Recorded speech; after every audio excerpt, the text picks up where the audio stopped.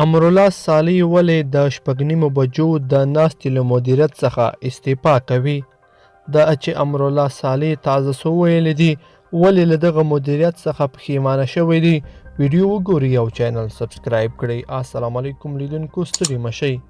کله چې په پلازمینه کابل کې د جنایي جرمونو، هدفي وژنو او چسپکي ماینونو د بریدونو او چاودنو لړۍ پیل شوه، افغان ولسمشر محمد اشرف غني خپل لومړي مرستیال امرالله صالح ته د کابل امنیت چارې وسپارلې او صالح د شپږ نیمو بجو سهار وختي جلسې جوړولو لړۍ پیل کړه چې ولایتونو ته هم ورسېده.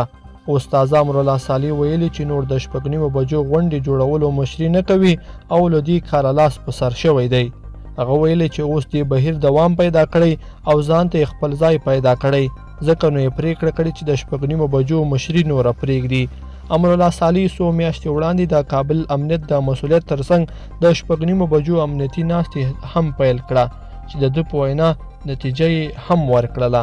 افغان حکومت دا چاره ځکه ترسره کړه ترڅو په کابل او ولایتونو کې امنیتي حالات سم شي، خو په کابل کې جنایي پیښې کمې، اما د امنیت په برخه کې نورې ستونزې هم زیاتې شوې چې تر اوسه یې لا هم دولت په کابو کولو کې پاتې راغلی دی.